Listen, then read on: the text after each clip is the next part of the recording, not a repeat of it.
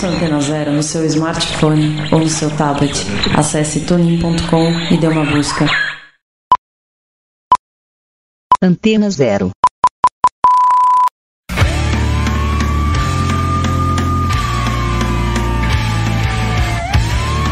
A Rádio Antena Zero apresenta Desobediência Sonora.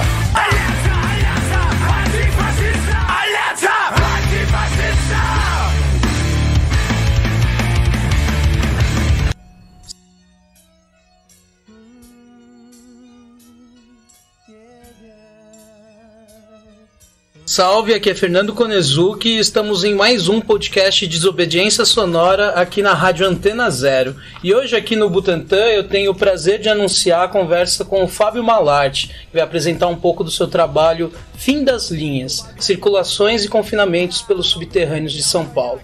Fábio, em primeiro lugar, muito obrigado por me receber aqui na sua casa e já de cara queria que você pudesse se apresentar, falar um pouco da sua caminhada aí, que tem muito a ver com esse trabalho. Bom, primeiro eu queria agradecer pela oportunidade, é uma satisfação imensa estar aqui com você, Fernando, e também, enfim, é uma satisfação compartilhar com todos os ouvintes um pouco essa minha trajetória de pesquisa e de atuação, né? Bom, eu acho que talvez seja interessante dar alguns passos atrás, né, e contar um pouco exatamente dessa trajetória, porque essa trajetória é decisiva para que a gente possa compreender um pouco os resultados da minha tese de doutorado, né, defendida pelo Departamento de Sociologia da USP e intitulada, como você falou, Fim das Linhas, Circulações e Confinamentos pelos Subterrâneos de São Paulo. Bom, essa trajetória até desembocar nesse trabalho, ela começa no segundo semestre de 2004, né, quando eu atuava como professor de fotografia e também ministrava oficinas de comunicação aos adolescentes da Fundação Casa, que na época ainda era a Fundação Estadual do Bem-Estar do Menor, a FEBEM. Entre 2004 e 2009, eu, portanto, atuei como professor em diversas unidades de internação, sobretudo nos grandes complexos da instituição, que à época eram Franco da Rocha, Raposo Tavares, Tatuapé e Vila Maria, né? Falando especificamente do mestrado, né? O meu mestrado foi sobre a Fundação Casa. O que me interessava naquele momento era compreender as dinâmicas de funcionamento de unidades de internação que eram conhecidas entre adolescentes e funcionários como cadeias dominadas, né? Que em termos práticos eram unidades onde os adolescentes procuravam seguir princípios e políticas do primeiro comando da capital, o PCC, né? Então, a minha dissertação de mestrado, ela é inseparável dessa atuação dentro do sistema socioeducativo, né? Do começo ao fim é uma pesquisa que foi construída a partir da minha experiência de circulação por esses espaços, né? E aí eu acho que tinha uma questão bastante importante, que para além da compreensão da dinâmica de funcionamento desses lugares específicos, no final da dissertação eu termino com uma questão que é um pouco tentar entender as conexões e as ressonâncias entre essas unidades de internação, as unidades do sistema prisional adulto e determinadas áreas urbanas, né, nomeadamente as periferias. Ali tinha uma questão que era um pouco como que esses vários espaços urbanos estão em ressonância, né, para usar uma categoria muito mobilizada pelos adolescentes, como que se tratam de territórios em sintonia, na mesma sintonia, né? E aí, seja do ponto de vista das políticas criminais que atravessam esses espaços e que se fazem presentes, ainda que de maneira diferencial, nesses territórios, seja do ângulo das políticas governamentais, né? Para oferecer um exemplo, era bastante marcante a presença dos princípios e políticas do primeiro comando da capital, que atravessavam essas unidades de internação da Fundação Casa, mas que também se encontram nas periferias urbanas, né? Talvez seja importante mencionar que a questão é um pouco essa, né? São esses princípios e políticas que atravessam vários territórios e que vão se territorializando de maneira diferencial. O PCC que está na Fundação Casa não é o PCC do sistema prisional adulto, não é o PCC que aparece, ou melhor, o enunciado do PCC que aparece na Cracolândia e em outros lugares da cidade. Acho que esse é um ponto importante. Concomitantemente à dissertação de mestrado, em 2010, aí pelo Centro Brasileiro de Análise e Planejamento, eu participei de uma pesquisa onde o que estava em questão para a gente era a compreensão do modo de atuação dos integrantes do PCC numa favela da zona sul da cidade, mas também tentar entender um pouco a dinâmica do comércio varejista de drogas naquela localidade, né? Defendida a dissertação em 2012 pelo Departamento de Antropologia, eu passei a fazer visitas sistemáticas em unidades prisionais do sistema adulto, né? Aí como agente da pastoral carcerária, desenvolvendo uma série de atividades lá dentro que a gente pode voltar um pouco depois. Mas o que eu queria sublinhar é um pouco isso, né? Que eu saio um pouco do sistema socioeducativo e passo a atuar um pouco no sistema prisional adulto, né? E uma das coisas que me chamou bastante atenção na minha chegada nas unidades prisionais era o fato de eu encontrar vários alunos que tinham participado dos cursos que eu ministrava na Fundação Casa e que agora estavam no sistema prisional adulto, né? Então, eu fui, na verdade, transitando por várias unidades da capital e do interior.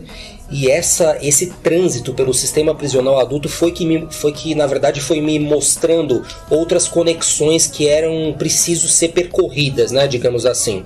Então, por exemplo, quando eu cheguei em algumas unidades prisionais, era flagrante o número de presos e presas que durante a execução da pena eram transferidos para os hospitais de custódia e tratamento psiquiátrico, né, os HCTPs, que são popularmente conhecidos como manicômios judiciários. Quando eu cheguei nos manicômios judiciários, para além de uma série de conexões com as prisões, era flagrante também o número bastante expressivo de homens e mulheres que provinham da Cracolândia, né?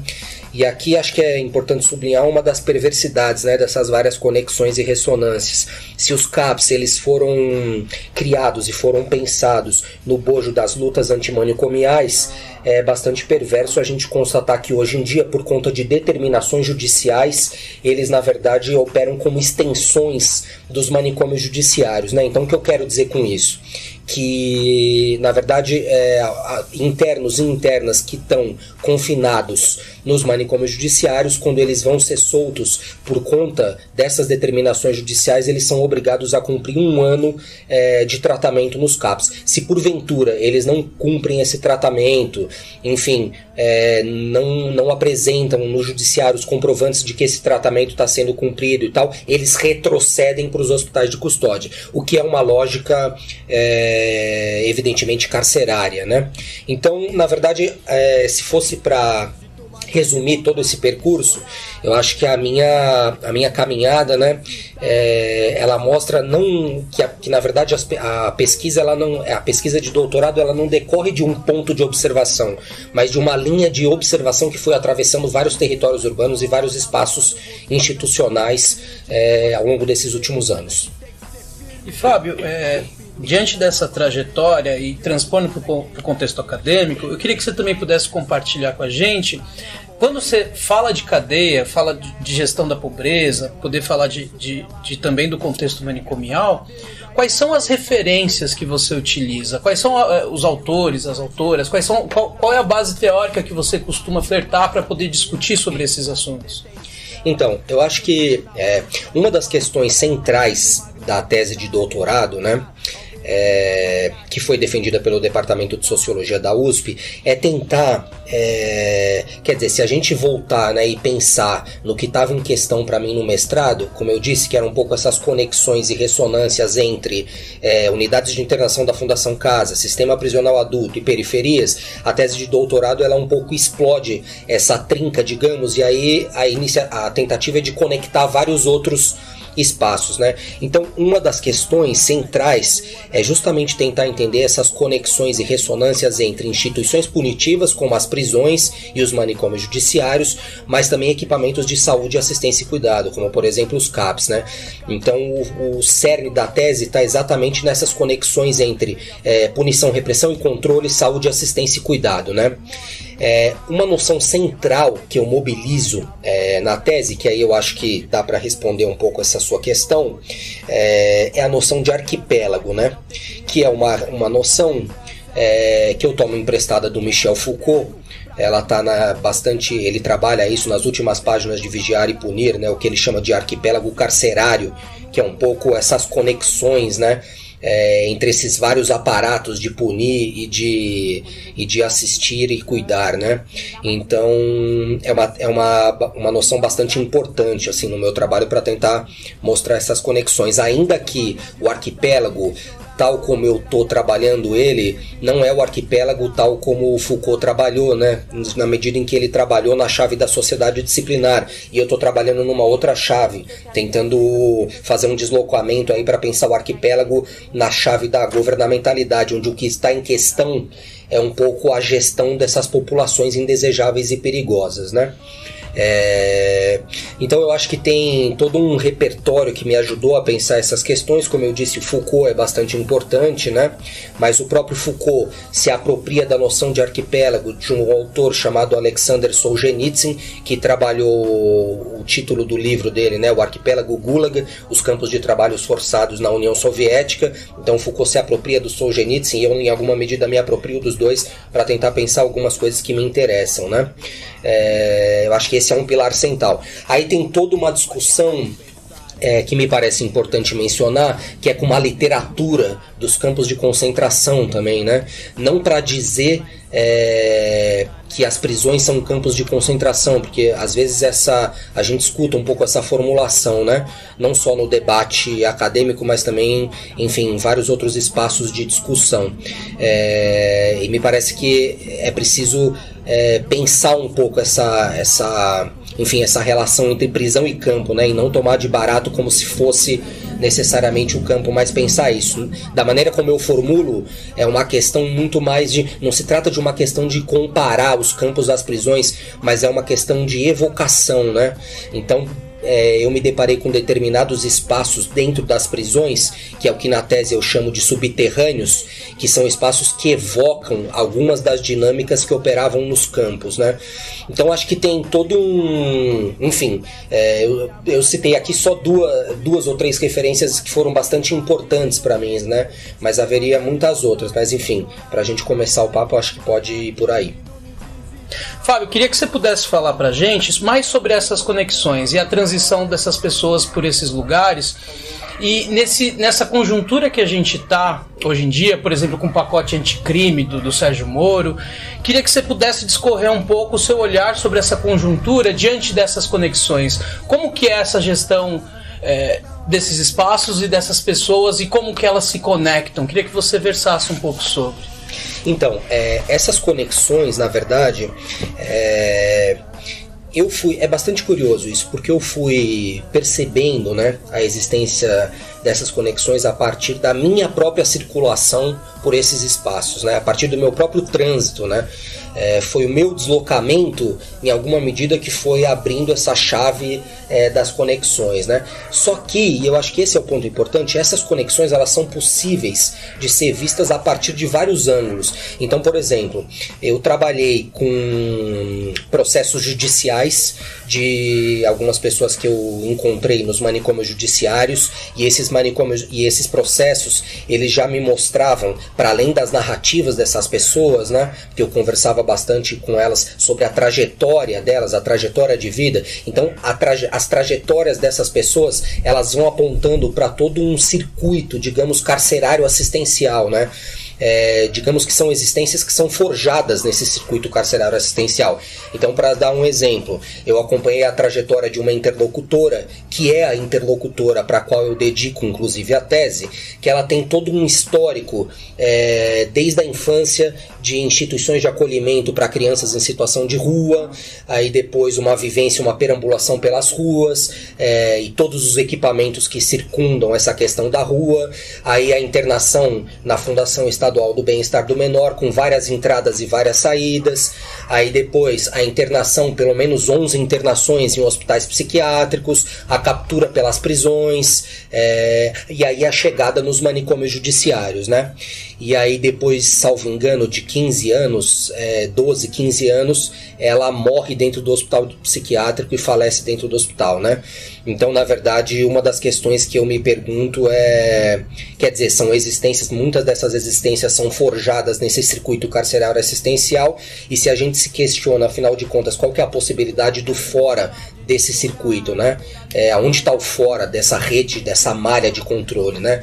No caso específico dela, é bastante sintomático e ao mesmo tempo doloroso perceber como, no limite para ela, o fora foi a morte, né? Nesse sentido, ela só conseguiu sair do circuito quando ela faleceu aos 49 anos de idade dentro do hospital de custódia. Como eu disse, é toda uma existência forjada nesse trânsito institucional, né?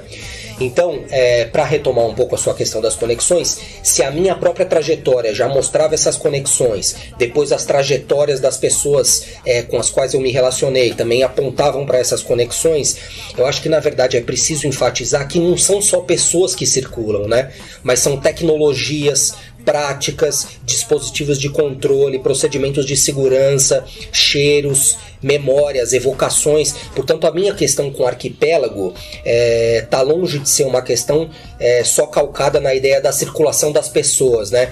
O que na verdade circula são múltiplas coisas, né? Como eu disse, tecnologias, procedimentos, narrativas, discursos, cheiros, corpos, enfim. É um pouco por aí que eu peguei essas conexões, né? Por uma multiplicidade de linhas de força, digamos assim. E a segunda questão que você me colocou, para além das conexões, era? Pensar um pouco nessa conjuntura, né? Eu acho que a gente tem uma conjuntura de encarceramento em massa após lei de drogas, mas agora com essa questão da lei do Sérgio Moro, do anticrime, que aponta alguns agravamentos na questão carcerária. Queria que você pudesse discorrer um pouco.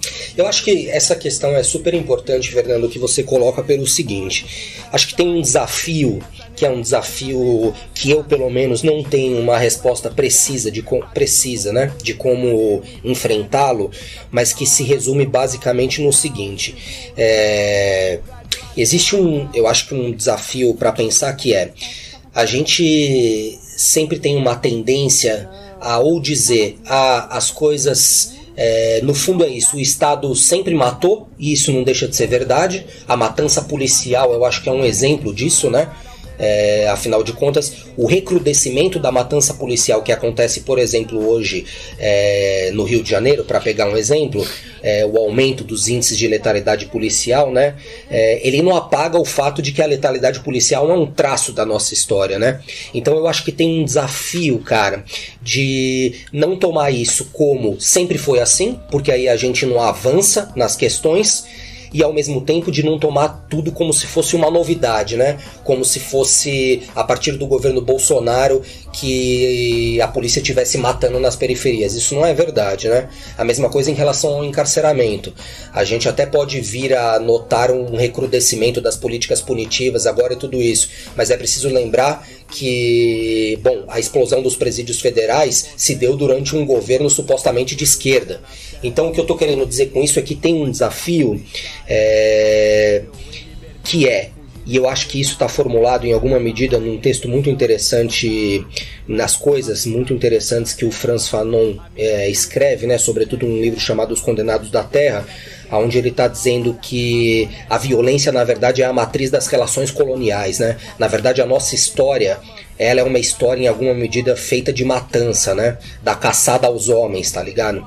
Então eu acho que tem esse desafio tem algo que faz parte da nossa constituição histórica, mas é preciso, e aí eu acho que é o desafio, fazer atualizações dessas configurações recentes. Então o que eu quero dizer é isso, é que tem uma linha que eu acho que conecta, por exemplo, a gente, e essa linha é inapagável, né, com a nossa história dos massacres indígenas, da escravidão e tal, mas é preciso fazer um pouco essas atualizações de, afinal de contas, o que há de traços de novidade nisso, que é uma coisa que é constitutivo da nossa história, né, como sociedade mesmo. E não tem nenhuma perspectiva de alguma mudança positiva nesse sentido, né? Se a gente for pensar, de alguma forma os seus escritos eles apontam para uma um abolicionismo penal de alguma forma, no sentido de poder bater em toda essa estrutura, né? Mas você consegue enxergar alguma coisa? Eu não... Primeiro eu acho que assim, existem algumas questões aí, né? Que atravessam esse problema que você coloca e que é da maior importância. Eu acho que tem um processo, eu acho que existem algumas coisas que é possível, eu não vou dizer resolver o problema, porque afinal de contas acho que essa seria uma formulação um tanto quanto superficial, né? Mas, por exemplo, me parece que está mais do que na hora de levar a sério um processo de descriminalização de todas as drogas, né? E aí, quando eu falo de todas as drogas, eu sublinho o todas porque eu não estou me referindo só à maconha, mas literalmente a todas as drogas. Eu acho que tá mais do que na hora de pensar um processo também. E aí eu fico, enfim, não sei se trata de desmilitarização da polícia ou um processo de abolição do aparato militar, né? Porque, enfim, não me parece que o problema da polícia militar seja um problema de reforma da instituição, assim como não é o problema da prisão, né? Não é oferecendo curso de direitos humanos para a polícia militar que a gente vai fazer a polícia ser uma polícia cidadã, mas eu me questiono se não é o caso, e aí eu estou me referindo especificamente à polícia militar, de pensar na abolição da polícia militar em alguma medida, né? Ao menos nesse modelo militarizado, né? Então acho que tem algumas estratégias que elas com certeza têm que ser encaradas de frente, né? E que na verdade, quando por exemplo surge a discussão sobre o abolicionismo penal, o que sempre é colocado no debate, ou sempre emerge, é que essa seria uma proposta utópica, né? Bom, eu diria que tão utópico quanto, na verdade muito mais utópico, é essa ideia de que é possível reformar a prisão, né? Afinal, e o Foucault já mostrou isso, a prisão nasce em reforma, né? O projeto de reforma da prisão é concomitante ao nascimento da prisão.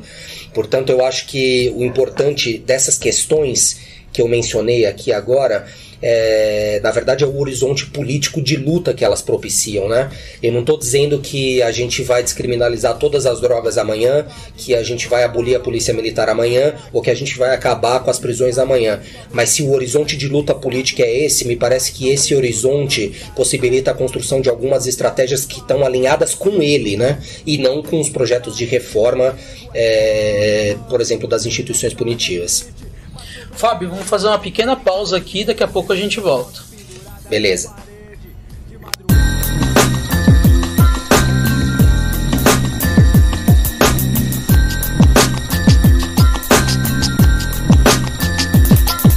Oitavo pavilhão, aqui é sangue bom. A bola rola no campo, detenção. Aqui é xadrez, eu tô ligado. Mas a bola rola de lado. Goleiro firmeza, a bola é rasteira. E acha que sempre é de primeira. No samba, no reggae, sempre é normal. Vários manos da cadeia pagam pau. O Carandiru é escola de bandido, mas de repente tem a falta de incentivo. Pensativas, sempre positivas.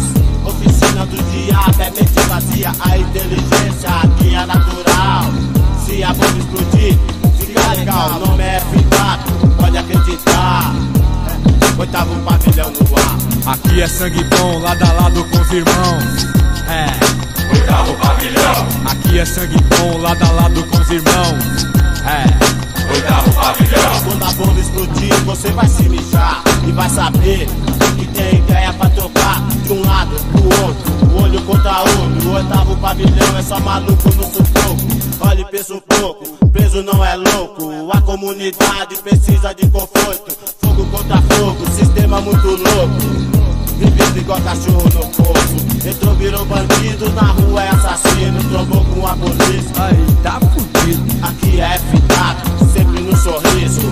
Mas no fundo, não é nada disso. Vivo de mentira, sempre na ilusão. Vida bandida roubou meu coração. Aqui é sangue bom, lado a lado com os irmãos. Oitavo pavilhão. Aqui é sangue bom, lado a lado com os irmãos. Oitavo pavilhão. Acabou o sossego, acabou a alegria. Aos poucos, destruí a minha vida. A paz que eu sentia, se acabou. Sou um detento condenado, morou. Lembro do passado como se fosse hoje.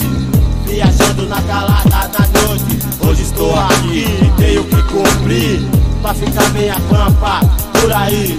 Por isso, meu irmão, não caia nessa não. Nessa vida de ilusão. Não pense em matar, muito menos roubar. A cadeia é um veneno popular que te suga, te mata, joga na cilada, te transforma em um homem que mata. Aqui é sangue bom, lado a lado com os irmãos. É, oitavo pavilhão. Aqui é sangue bom, lado a lado com os irmãos.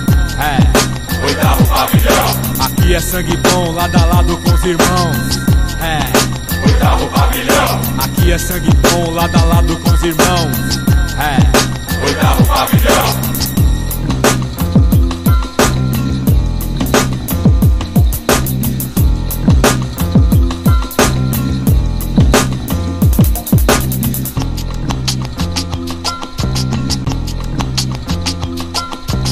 Você está ouvindo? La lucha contra el fascismo es la lucha por la libertad, contra el racismo, el sexismo, el capital y toda autoridad. Desobediência sonora.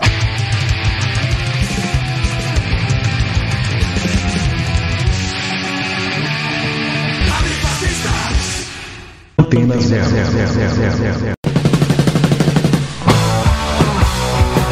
A gente concorda que você não deve deixar o rock sair de você. Mas a gente acha que é preciso deixar o rock entrar também. Não basta apenas ouvir sempre as mesmas músicas daquelas mesmas bandas. É por isso que aqui a gente tem muito mais que 89 músicas na nossa programação. Aqui a gente toca rock de A a Z, porque nós somos uma rádio livre. Antena Zero, a rádio que não toca só o que você quer ouvir, mas o que você precisa escutar.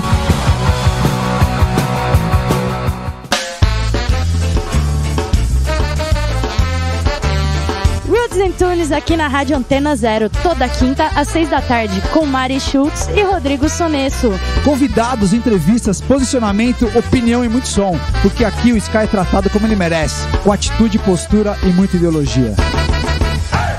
Mad Pizza, toda quinta-feira. Você de novo tá fazendo isso daí, cara. Tô anunciando o meu programa aqui na Antena Zero, cara. Quem falou que é seu, meu? É meu programa. Tá me atrapalhando, você tá me atrapalhando. Sai daqui, velho. Ô, para aí. Chega! Mad Pizza, toda quinta-feira, às 5 da tarde, aqui na Antena Zero.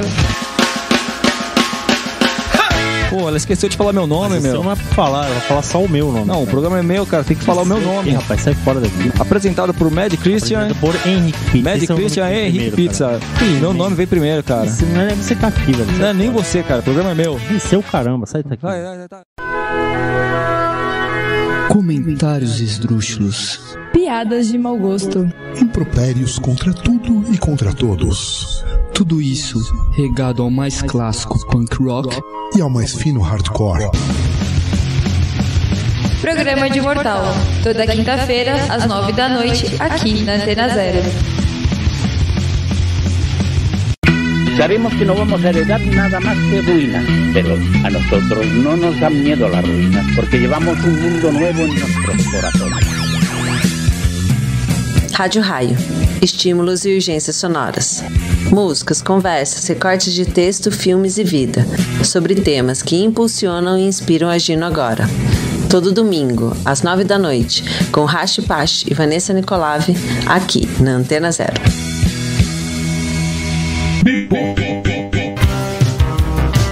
Todas as tendências musicais dos anos 80 em um só programa. Sábados, às 10 da noite, aqui na Antena Zero. Apresentação, Silvia Zahara.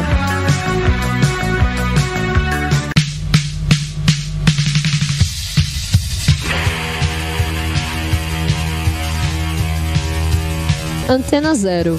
Expressando liberdade com conteúdo de qualidade.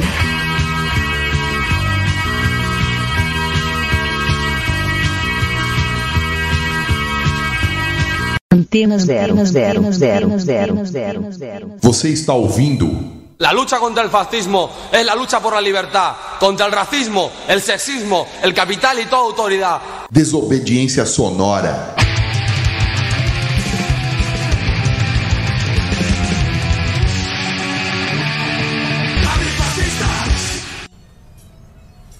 Salve, estamos de volta aqui com o programa Desobediência Sonora na Rádio Antena Zero, aqui com o Fábio Malarte. E continuando nossa conversa, Fábio, queria que você pudesse discorrer um pouquinho mais sobre esses lugares que você circulou, né? Na Fundação Casa você estava como professor, na Pastoral Carcerária a pergunta, você dava apoio religioso ou você fazia outras coisas? Queria que você pudesse falar um pouco mais sobre esses lugares e como eles se conectam, e também sobre a questão da militância, pesquisa, política, como que essas coisas se ligam, porque é muito comum a gente ver, principalmente em São Paulo, a pessoa nunca se envolveu com um determinado tema, enfrenta um momento de elaborar uma tese, joga um assunto e se envolve com o assunto e depois joga ele fora como se fosse um chiclete, assim, né? Como que é pra você isso, né? E na academia, acho que você conseguiu ver um pouco de tudo também, né? Tá, começando pela primeira questão dos lugares, né, pelos quais eu transitei, se você me permite, eu reformularia um pouco essa questão para não pensar na especificidade dos lugares, mas para pensar exatamente, porque esse é o ponto um dos pontos centrais da tese, né, para pensar um pouco as conexões e as ressonâncias, né. Então, para dar um exemplo, quando eu entrei nas prisões, né, e depois eu entrei nos manicômios judiciários, o que eu procurei trabalhar em relação a eles, mais do que tentar marcar a especificidade da prisão e a especificidade do manicômio judiciário, e eu queria só deixar claro que essa especificidade existe, mas o que eu procurei marcar é, por exemplo, um processo de psiquiatrização do cárcere e um processo concomitante, né, ao mesmo tempo, de carceralização do manicômio. O que eu quero dizer com isso, né? Se por um lado as prisões vão se tornando cada vez mais psiquiatrizadas, né, e aí eu acho que tem alguns traços que apontam para isso, por exemplo, a disseminação do consumo de psicofármacos dentro das unidades prisionais por homens e mulheres que sequer possuem um diagnóstico psiquiátrico. Eu trabalhei isso bastante na tese. Mas também o surgimento, por exemplo, de alas psiquiátricas dentro de presídios comuns. Então esses seriam alguns traços que apontam para isso que eu estou chamando de psiquiatrização da prisão. Há outros, né?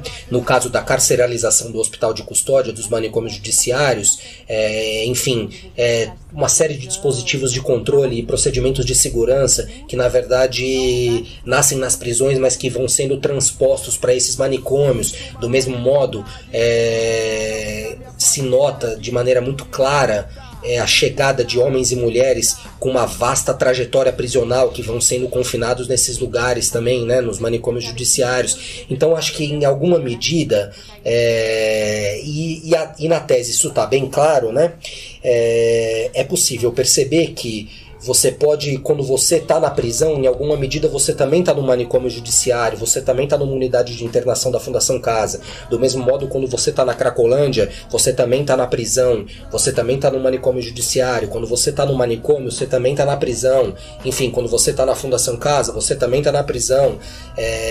Então acho que o que eu gostaria de ressaltar é um pouco essa reposição de corpos, dinâmicas, tecnologias de controle, cheiros, lógicas que vão se, digamos, como linhas de força, vão atravessando esses múltiplos espaços institucionais e também determinadas áreas urbanas, mas vão se territorializando de maneira diferencial, ou seja, tem algo que conecta esses espaços sem que a gente perca de vista as especificidades deles, né? Então, quando eu digo que os manicômios judiciários, a partir dos manicômios judiciários é possível visualizar a prisão, não se deve esquecer que existem algumas especificidades nos manicômios judiciários. Por exemplo, o caráter da indeterminação temporal da medida de segurança, onde aquelas pessoas só vão ser soltas a partir de uma avaliação psiquiátrica. Então acho que o desafio é um pouco esse, né? Ver o que passa e conecta e ao mesmo tempo não deixar de lado as especificidades inerentes a cada um desses espaços institucionais e territórios urbanos. Sobre a segunda questão, que me parece da maior importância, da maneira como eu entendi um pouco, né, o que você está me perguntando são um pouco essas interfaces entre pesquisa, militância e política, né? Em alguma medida, toda a minha trajetória se é que é possível chamar assim, né, a minha trajetória acadêmica é inseparável da minha trajetória de atuação nesses vários lugares, né? Na Fundação Casa, eu primeiro atuei muito tempo, 5 anos como professor, como eu disse, né? Para só depois formular, na verdade, as questões da dissertação de mestrado, né? No caso do sistema prisional adulto, eu atuei todo esse tempo como agente da pastoral carcerária. E aí é preciso dizer, assim, por mais que a pastoral carcerária tenha algumas atividades que são comuns a todos os agentes, em alguma medida toda pessoa que entra ali consegue imprimir um pouco também a sua marca, tem um certo jogo nessa história, né? Então, as atividades que eu desenvolvia na pastoral carcerária eram bastante relacionadas, por exemplo, à consulta de processos judiciais de presos e presas, e aí para, em alguma medida, tentar auxiliar eles na própria compreensão, né, desses processos, ver em que pé que estava, porque, enfim, o sistema judiciário, na verdade, é uma caixa preta do ponto de vista de quem está confinado dentro das unidades, as pessoas sequer sabem da situação jurídica delas, então faziam um pouco esse trabalho de processo judicial que vários outros agentes da pastoral carcerária fazem, e também, em alguma medida, eu atualizei algumas atividades que eu desenvolvia na Fundação Casa, né, no Centro de Detenção Provisória Feminino de Franco da Rocha, por exemplo, o CDP de Franco, eu ministrava cursos para as internas também. Em alguma medida ali eu estava atualizando atividades que eu tinha desenvolvido na Fundação Casa anos atrás, né? Para além disso, acho que a pastoral carcerária é reconhecidamente uma entidade, enfim, que faz denúncias, que está muito vinculada a essa luta social e política em relação ao cárcere, né? Portanto, eu acho que tem uma coisa da maior importância que é pensar isso, né? A minha entrada na pastoral carcerária, ela de maneira nenhuma está relacionada ao fato de eu ter instrumentalizado a pastoral carcerária para fazer pesquisa, né? Não é disso que se trata. Mas a minha questão qual que é o estatuto do conhecimento que é possível produzir exatamente nessas interfaces entre pesquisa, militância e política, né? Eu acho que essa é um pouco a questão, né? Que tipo de conhecimento que é possível produzir, né, nessas interfaces. Então, muito antes de iniciar o doutorado pelo Departamento de Sociologia da USP, que na verdade começa em 2015, eu já estava atuando nas prisões, né? Eu entro das prisões em 2012.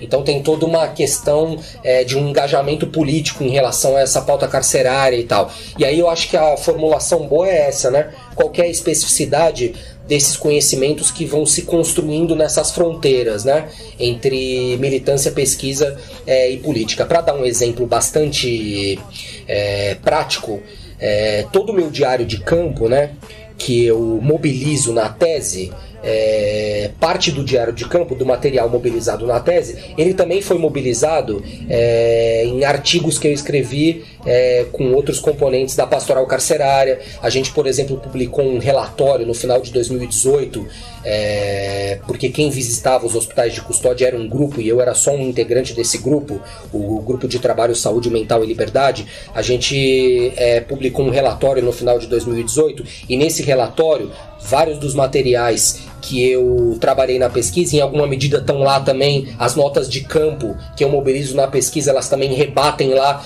Então acho que seria ingênuo, né, achar que essas esferas estão apartadas. E aí o ponto qual que é o estatuto desse conhecimento, qual que é a potencialidade de um conhecimento que é exatamente produzido nessa interface entre militância e pesquisa, né? Fábio, pensando, né, você falou um pouco sobre o Cadeias Dominadas, falou que ele virou livro, tudo.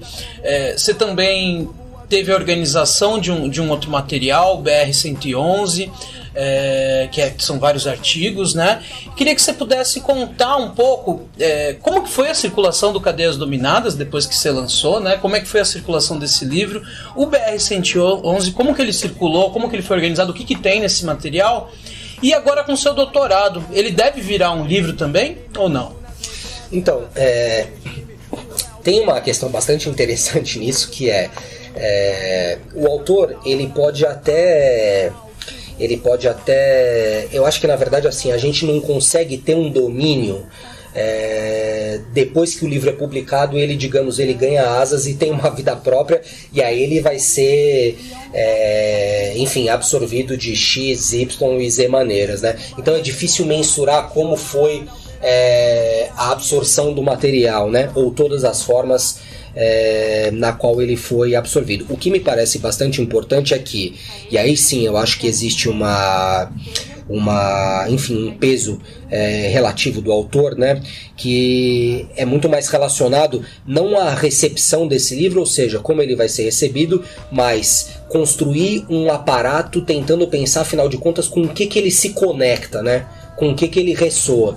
Então, tanto Cadeias Dominadas quanto o BR-111, ele, enfim, evidentemente é um material muito mais feito para somar nas lutas, digamos, anticarcerárias, antipunitivistas, do que um material que vai ser absorvido pelas políticas de segurança pública, onde ali tem um modelo que pode ser aplicado. Evidentemente que, como eu te disse, tem coisa que a gente não consegue ter controle, mas eu acho que uma das coisas bastante importantes do autor é tentar construir um artefato, tentando imaginar, na verdade, construindo ele, pensando com o que ele se soma, né? Com o que ele acopla e automaticamente com o que ele se distancia, né? Porque se ele se aproxima de algo, ele se distancia, por outro lado, de outros vetores. Acho que essa é uma questão importante. Sobre a tese de doutorado, sim, tudo indica que, na verdade, ela está em processo de publicação. Ela vai ser publicada pela Etnográfica Press, que é uma editora de Portugal, que foi onde eu fiz, dentro dos meus 5 anos de doutorado, eu fiz 1 ano de doutorado sanduíche em Portugal, no Centro em Rede de Investigação em Antropologia, né, na Universidade do Minho, com a professora Manuela Cunha. Então, tudo indica que, na verdade, o livro ele vai sair exatamente pela Etnográfica Press, que é uma editora de Portugal vinculada a esse centro de pesquisa que eu mencionei. Fábio, nesse seu envolvimento com a luta anticárcere e afins, eu queria que você pudesse indicar para a gente que obras, que pesquisas, até em algum sentido, que movimentos, que coletivos você tem visto nessa conjuntura, acho que tanto no Brasil, em São Paulo, do que você observa na Universidade de São Paulo, quanto em outros lugares que você circulou. O que você indicaria pra gente de gente que está falando sobre cadeia, gente falando sobre prisão, sobre manicômio, sobre encarceramento de jovens, enfim, o que você tem visto por aí? Olha, eu acho que seria... Eu sempre fico um pouco receoso de indicar títulos, porque eu acho que tem um campo, na verdade, né? E é um campo cada vez, me parece, maior e mais interessante de pessoas que estão exatamente nessa chave da luta contra o cárcere, né? Então, eu acho que, na verdade, para citar um movimento, eu acho que tem as frentes estaduais pelo desencarceramento, né? Que estão pipocando aí em vários estados. Eu acho que são, enfim, coletivos, movimentos bastante importantes, né? Acho que historicamente existem instituições que têm essa pegada da luta anticárcere, a pastoral carcerária é uma delas. Ainda que hoje em dia esse cenário, digamos que ele esteja um tanto quanto nebuloso, né? Eu não estou mais tão vinculado assim a pastoral carcerária, mas pensando historicamente, acho que é uma instituição bastante importante. E aí tem uma produção, eu acho que muito grande, assim, não só de movimento acadêmico, de pessoas, enfim, acadêmicos e tal, mas sobretudo de coletivos e movimentos espalhados pela cidade, assim, né? Eu acho isso absolutamente espetacular. Acho que tem um número cada vez maior de movimentos coletivos, enfim, que estão enfrentando de fato essa pauta da luta anticarcerária, né? E não poderia deixar de ressaltar a importância também de familiares, né? Nessa luta, que eu acho que é da maior importância, assim, e cada vez mais o engajamento de pessoas que são diretamente afetadas pelo cárcere, né? Porque a gente não deve considerar que o cárcere ele só afeta as pessoas, os presos e as presas que estão confinados dentro das muralhas, né? Acho que tem uma bibliografia enorme aí, nacional e internacional, que mostra exatamente a perversidade dessas extensões do cárcere, né? Como que, na verdade, as famílias vão sendo totalmente afetadas pela dinâmica carcerária, mesmo estando fora. Então, se você me permite, eu não citaria nomes específicos. Eu diria que existe todo um movimento que é composto por coletivos, pela academia, por artistas, enfim, por familiares, e eu acho que a potência está exatamente nessa conjunção desses múltiplos atores em torno da luta anticarcerária. Fábio, agora você está num momento que você está entrando no seu pós-doutorado, né? E não vai ser aqui em São Paulo, vai ser no Rio de Janeiro. Queria que você pudesse falar também o que você está pesquisando agora, o que vai ser agora o trampo do Malarte. Então, como você bem disse, eu acabei de ingressar num pós-doutorado, né, que vai ser realizado no Instituto de Medicina Social da Universidade do Estado do Rio de Janeiro, a UERJ.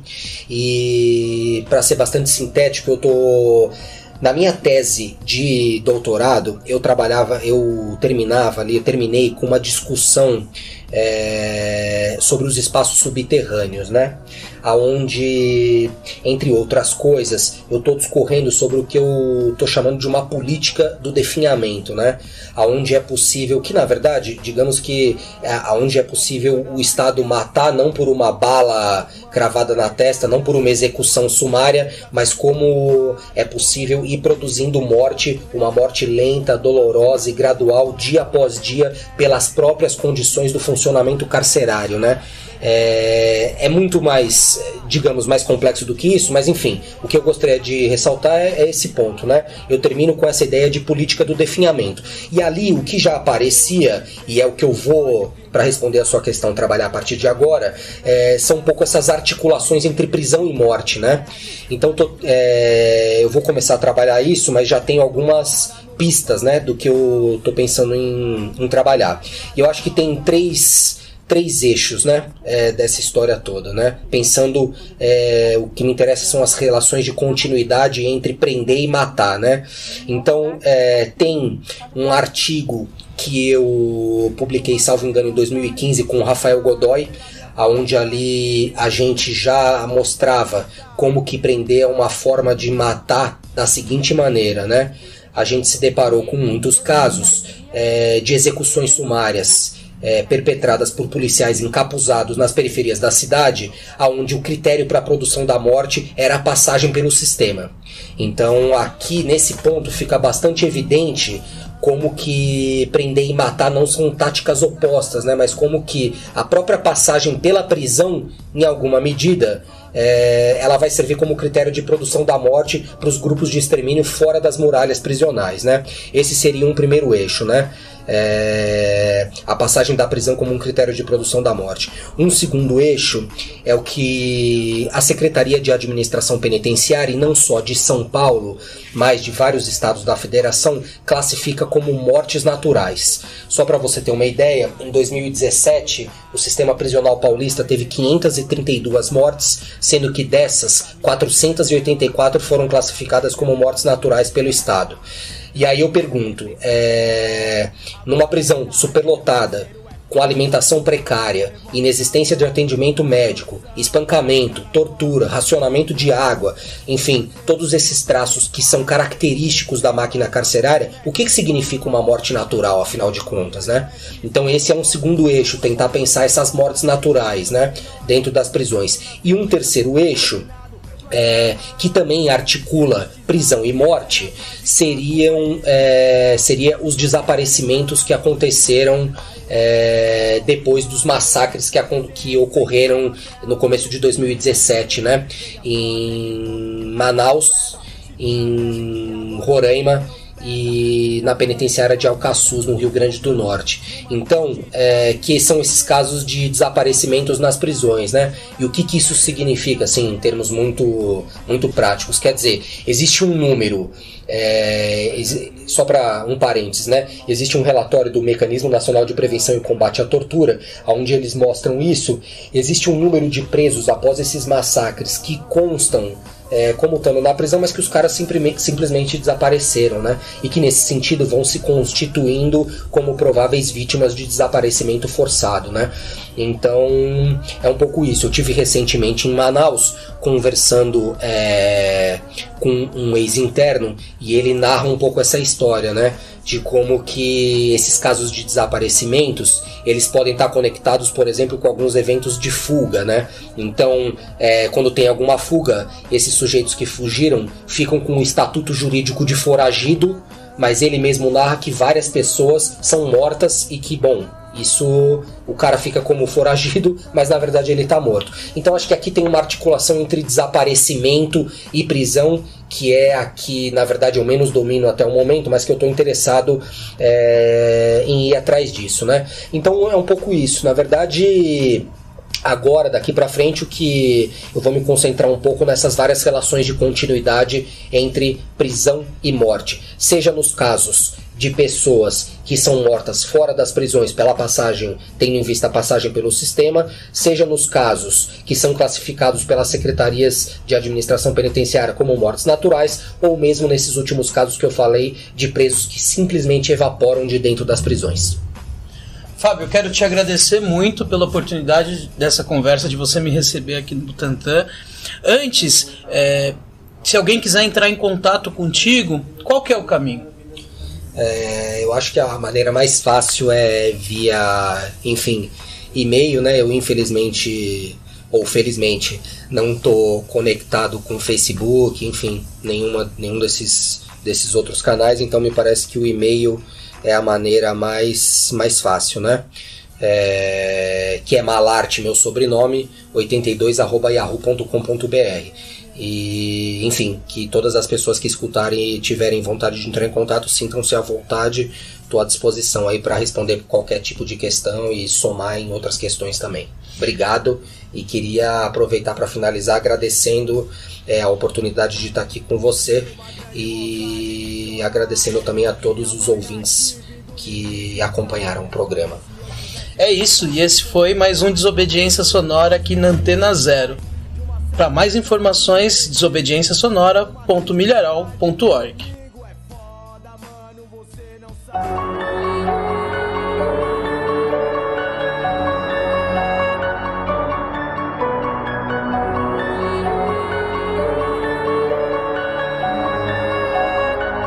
Biel Bolado! Eu sempre fui maloca, pensava sozinho.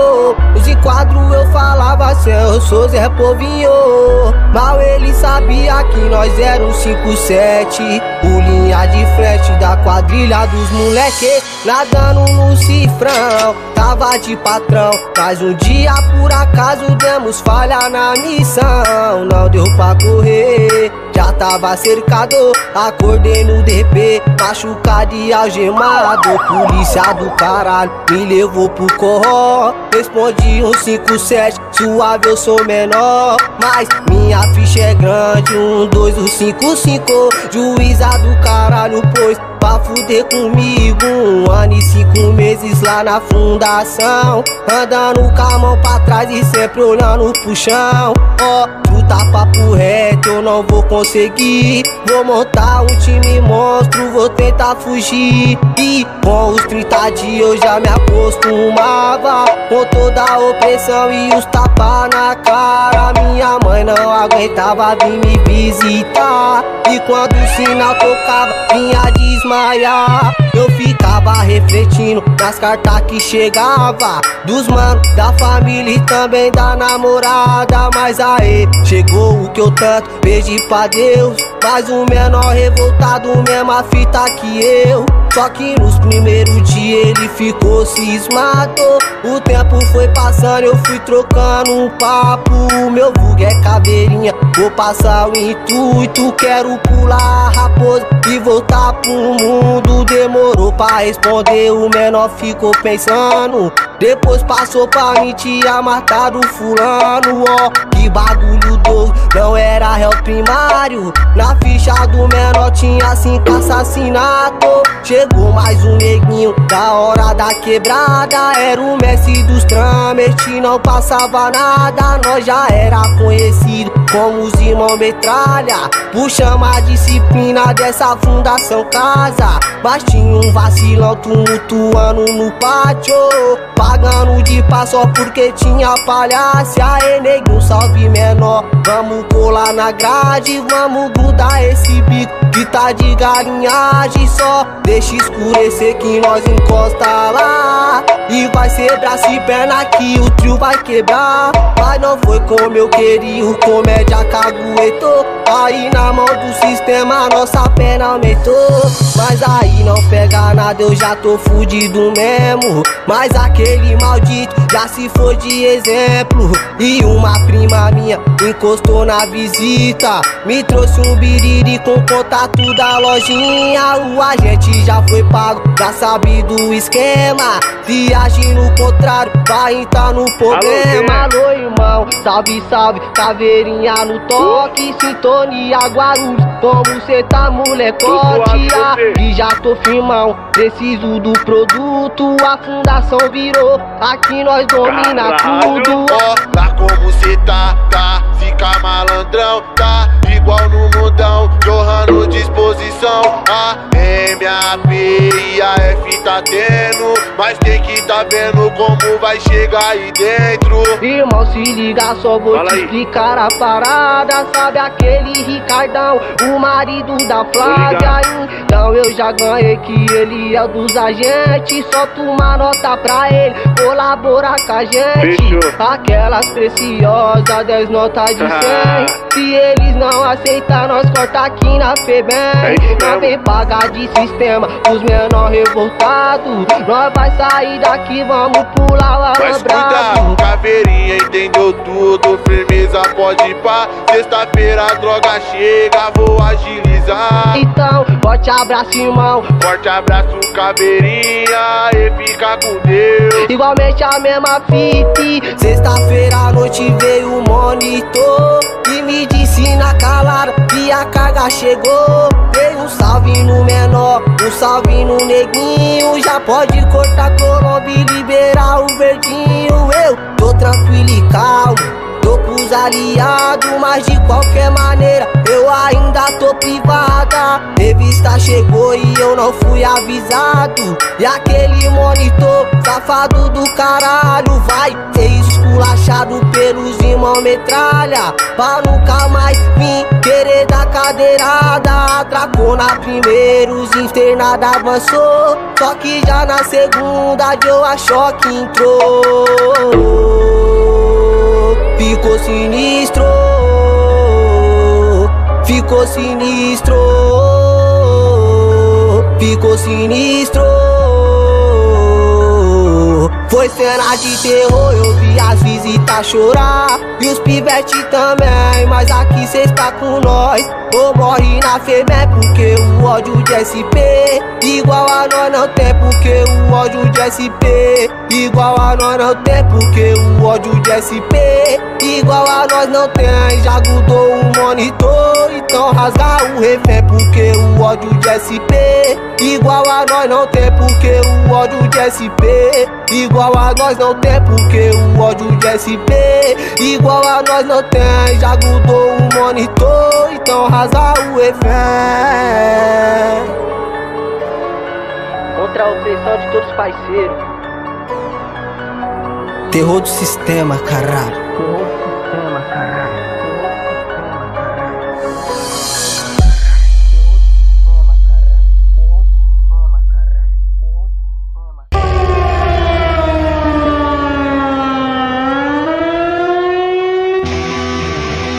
Você ouviu pela Antena Zero Desobediência Sonora, produzido e apresentado por Felipe Suna e Fernando Konesuki.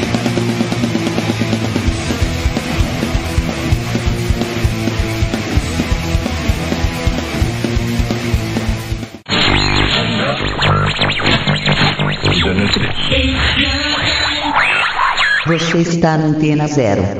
Antena Zero. A rádio que não toca só o que você quer ouvir, mas o que você precisa escutar.